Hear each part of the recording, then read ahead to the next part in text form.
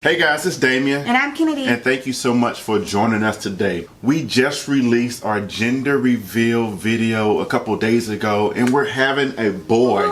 And so in this video, we're going to be doing like some dialogue and going back and forth, asking each other some questions. And so, Kenady, you're starting off with us today. So the first question, Damien, I want to ask you, how did you feel leading up to finding out what our baby's gender was? How did I feel? A little nervous, right? It's like, it's getting more real now that I see my wife's stomach coming out and out and out, and I was like, oh my goodness, what is inside of that? And as we know, it's a boy now, and so I was nervous. I was kind of nervous on how can I be a father to a boy, and how can I be a father to a girl, whatever God gave us. And so what about you? Like, how were you feeling through the process? I was like really excited. I was like, I can't wait any longer, because we had the opportunity to know the gender at 8 weeks, but we declined that, and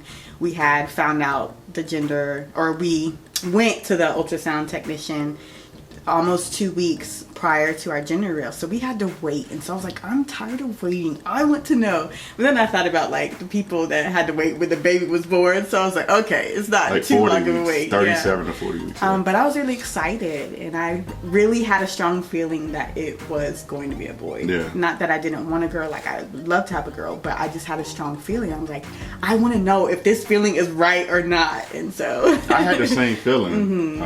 And then we had it prophesied as well. And so dreams and stuff, So how do you feel now, like after knowing that you have a son? What does that feeling feel like? One feeling is, well, my dreams are real. I was like, because I had like 3, 4, 5 dreams, and prophets telling us, people telling us like it's a boy, so I'm like, they're real too. And but yeah, I'm just really, really excited. I'm so glad to actually know that we're having a boy, and just being able to like affirm that he is a boy. And just speaking life to him in the womb. And so it's like now we have the strategies on how to continue out this pregnancy. Just found out now that the baby can hear, so gotta watch our words. Gotta watch the words. And just being able to again pour life into our son. And I think around 16 to 17 weeks they can start understanding some, not really understanding, but hearing the words. Like now it's like very crucial. What about you? So about now, I'm excited. I'm super excited that the Nash legacy continues as we are speaking over our child, just getting some strategies internally of how to raise my son. One of the biggest things for children, no matter if it's a son or a daughter, my responsibility is to develop a relationship with my son and God. That's one of my biggest responsibilities. Yes, I can train in basketball and in baseball or even other sports, but I want to train my son that I know now to hear God's voice and to have a relationship with his real father. And so that kind of goes into the next question. What are you looking forward to in raising a son? Like that, right? And so it's like speaking over my son now in my wife's womb. We posted a picture on TikTok, I think Reels and Instagram, of me praying over my wife and my son. And this is not just for social media. We wanted to show you guys what we actually do, right?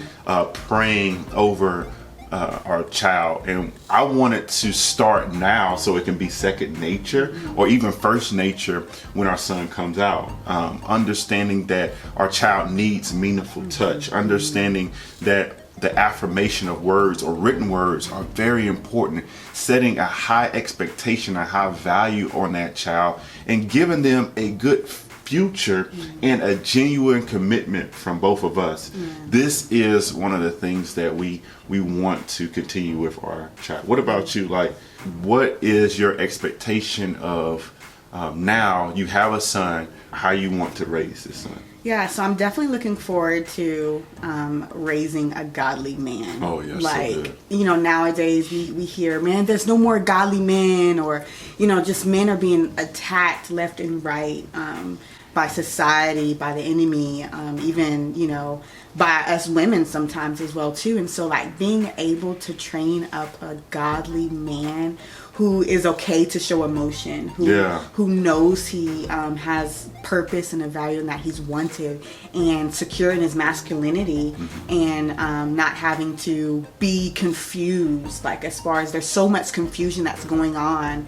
If you're a man's man, it's viewed as toxic masculinity, and if you're a man that shows more emotion, you're more like a girly man. It's like, no, we need to see what God has says about manhood. And so I just feel honored that I get to raise a godly man that's going to honor his future wife, God willing, and just be a man that leads his family, loves his family, and just loves God with all his heart. And what God has created is okay. Like, he is the creator of a son. I remember in Matthew 3:13 through 17, Jesus gets baptized, right? And John the Baptist is baptizing Jesus, and he goes down, he comes back up, and the Bible says that God says, "This is my son." He didn't say, "This is my binary, this is my transgender." No, he said, "This is my son." And it's okay. We cannot be caught up in the world's marketing schemes to confuse our children. We have a son. And please, if you are out there, just say, "We have a son." All right? Yeah. So we named our son Josiah Aaron Harris Nash. And so what is the story behind that? Like, you need to tell them what you went through to get that name. It's an amazing story. And so I remember, I think we shared a little bit about it on another video, the first part of it. But before we knew we were pregnant, in the middle of the night, I felt like this fire power hit my womb like never before. I was like, I woke up, it was like 2-3 a.m. I woke up and I was like, I think I woke you up. I was like, babe, like, I felt something hit me in my abdomen region. I don't know if this is God and we're pregnant or about to be pregnant. I don't know if this is attack of the enemy. I don't know if it's a UTI. I ain't never had that. But I felt something powerful and strong hit me. I think you said, like, bro, I think I'm pregnant. Like you went straight there. Like, really? And it was like a fire power that hit. And like, just in case it wasn't God, we rebuked the enemy. Like, we don't know what's going on. And then a couple weeks later, we found out we were pregnant.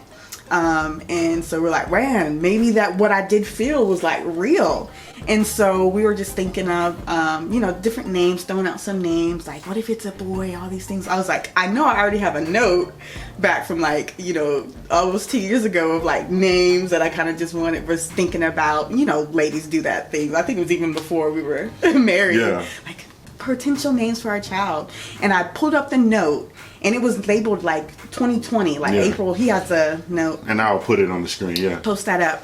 And there was like 7 or 8 names, and there was only one name that was on there that had the meaning next to it, and it was Josiah. And one of the meanings of Josiah is fire of the Lord. And I was like, babe, if it's a son, I think this is his name. Like, I didn't even argue with it. I didn't even look at other names. Fire in the womb, fire of the Lord. We were like, that's crazy. And so, because I'm like, that was the only name that I put the meaning of the name in it. And so we're like, man, that's crazy. And then someone else like, I see you have a son, and his name Aaron, and things like that. And so we looked at the name book, and it was just so powerful. The different names were like, man, we have to name our child this. And we just felt kind of like, we didn't have some kind of God said his name will be Josiah Aaron Harris Nash, but we just felt like this is a strong name. We feel, confident in this and whatnot. But the thing is, you did fight me on the Harris part. I did. So I always, I didn't like double names. Because it's like sometimes, they'll get it wrong on Social Security, and then it's just like a pain in the butt when you have to fill out government documents. But I was sitting there And I did feel God say, submit in this area. Okay. Like, honor him. If it's a son, honor him in the legacy of Harris Nash. And I was like, you know what? And then after you came that night, I was like, okay, we can do Harris Nash. Mm-hmm. And then so the initials is JAHN.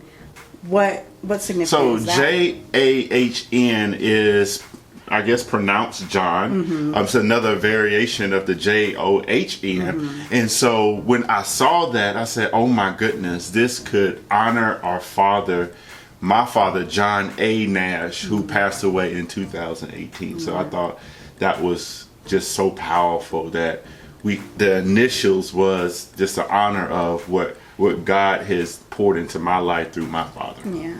So I wanted to share the meaning of each name because we're very intentional about naming our son. And so, like I said, Josiah meant fire of the Lord in one of the meanings. Aaron means light bringer or radiating God's light. Harris means son of a strong man or courageous. And John means God is gracious, the strength of God. And so we were like, this is a powerful name, and it just signifies everything that we want him to be, and we feel like God is calling him to be. And so Damien, like, why is it important to be intentional about naming your child? Maybe someone's on here, they're pregnant and they're trying to decide the name, or maybe for those that don't have kids yet but will. Why is it important to be intentional? If you think about a name, the name sticks with you forever. Like, think about an apple. Back in the day when God was creating everything and he had this apple, he said this will be an apple, and today, thousands of years later, that's an apple. We cannot change it. We can't say it's an orange. We can't say it. So a name sticks with you. And so one of the things my father and my mother taught us is that our names were important. And so we have to look past special or trying to be unique, so unique and so special that your child lost its identity in its name. When they go to school and they can't even pronounce the name because you're trying to be so special. And one of the things we have to understand is every time we say a name, we're proclaiming a definition that comes out of the mouth. Just like my name, Damien Kenady Harris Nash, means happy, loyal friend. I walk that out. When I say Josiah, he's the light bringer. When you say other names like Abraham right now, that is the multitude, a father of multitudes, right? His name means something. And so we really want you guys to think about that and pray about that. And that's like number one. Pray to God, what should I name my child? Like, before I'm thinking about or looking on Instagram or something, oh, that seems unique or whatever. Listen, pray to God, consult God, inquire of the Lord, like David says. And the second thing we encourage you to do is avoid naming your child out of a poor situation and out of pain. We do not want to name our child out of pain in our lives. And I think Jabez, his mother named him, his name meant sorrowful or grief because she birthed him in pain. Same thing with, I think, Rachel when she was dying.